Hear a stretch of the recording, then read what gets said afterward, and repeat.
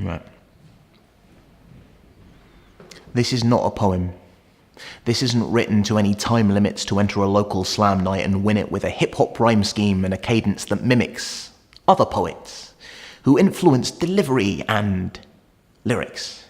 Doesn't have implied structure from a repeated line in it. This is not a poem. This is not a poem.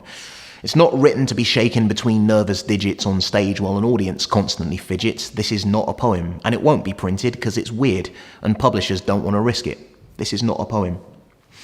This is not a poem, and it won't live on in the pages of collections after I'm gone. It won't bore teens through their GCSEs with over-analysis and dissection of themes, won't kill the art for them, and they won't all blame me. This is not a poem.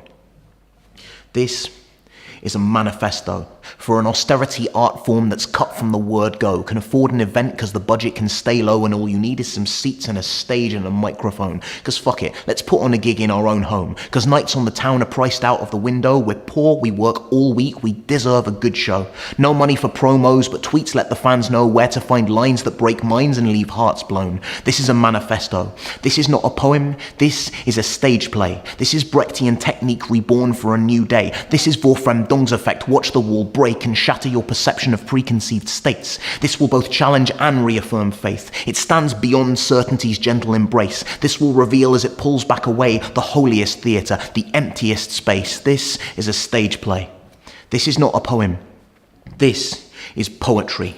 This could be something special for you and for me. This could be like punk when our parents were teens. This could be our Susie and the Banshees. This could rise up and destroy the mainstream like the 80s alternative comedy scene. The generational voice that we so sorely need. The blight on the garden, unkillable seed that will strangle the life from the mightiest tree. Corrupt all the pish that we see on our screens. The cure for reality TV's disease. The ravenous flame that consumes magazines that objectify, brainwash and spread bigotry. A pillar to prop up our humanity, a candle to light the way as we proceed. The alpha, omega, and all in between. This is not a poem. This is poetry. My name's Lloyd Robinson, and the title of my poem is This Is Not a Poem. Not much of a story, really. I've been thinking a lot recently about the form and how one approaches poetry, writing and performing poetry, and I've been just trying to find a way to do something different. It's not exactly something different that I've come out with, but I feel like it's a step in a direction that I want to go further in, if you see what I mean. I think I have a much more clinical writing process than a lot of other writers I know. I tend to think of a subject that kind of grabs my attention, pick a specific part of that subject, sit down and try and map out an actual route through it, like one that hits peaks and troughs of high energy and low energy and stuff like that. It's rare, but sometimes I do just kind of think of something in the middle of the night and go, and just pour it all out. Usually I write on buses and stuff like that. Just while I'm going from one place to another, I get out a pad and a pen and scribble, kind of continue in that fashion. Well, I've always written to a greater or lesser extent since I was a teenager, really. I properly started writing poetry, I think, about 10 years ago. I was actually in the first ever class of performance poetry in Bath Spa, run by Lucy English. And I literally signed up because I was a drama student and a writing student, and that seemed to combine both disciplines, and I thought, hey, might be a laugh. And it really, really was. It was fantastic, and I've just been in love with it ever since. Yep. Yeah, I'm working on a lot of stuff, mate. I run the goddamn debut slam with Mac McDonald. We do that every month, usually on the second Friday of every month. So that's kind of a consistent thing. I'm going to be bringing out a lo-fi EP soon. I've just finished mixing it and I'm currently mastering it. So that's very much on the cards. And I'm also slowly but surely starting to work on a full-length poetry show. I don't really know where I'm going with it, but it's looking interesting. We'll see what happens with it, really.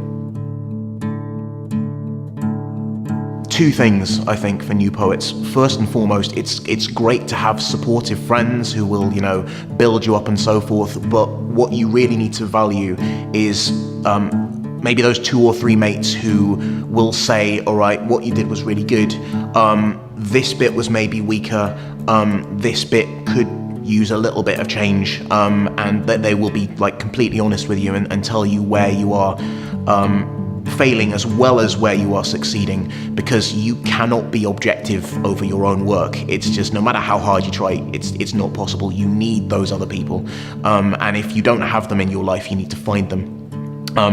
Second of all, to create great art, I think you need to be out of your depth. You need to always push further than you think you can go. And because in doing that, you can create moments that not only surprises an audience, but surprises yourself. And in many ways, you can work out methods of replicating that element of surprise, because that's really what great art is. There's elements of reassuring the audience and telling them what they already know, but great art is surprise. It's something you weren't expecting, but somehow opens a different perspective to you, I think, at least.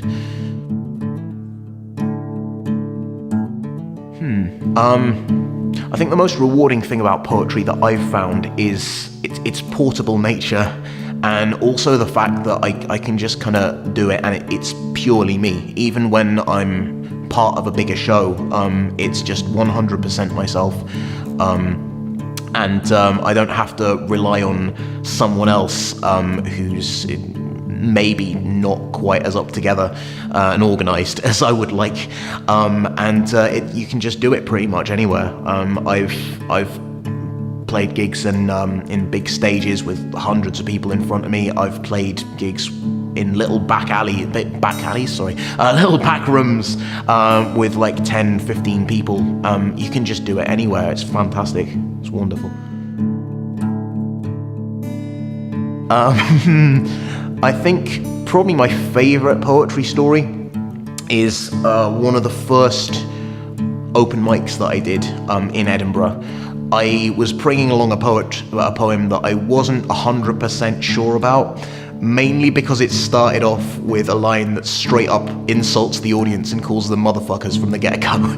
And I was a bit like, I'm not quite sure how this is going to go down. We'll see. I launch into it and the whole crowd just erupts in laughter. I was like, oh, thank God for that.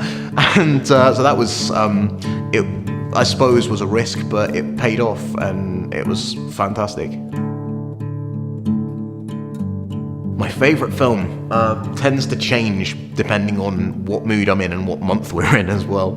I think my 2 favourites would be Amelie, because, well, first of all, the soundtrack's absolutely gorgeous, and it's such a feel-good movie. It really cheers me up whenever I watch it. And also, maybe a bit obscure, but Gattaca.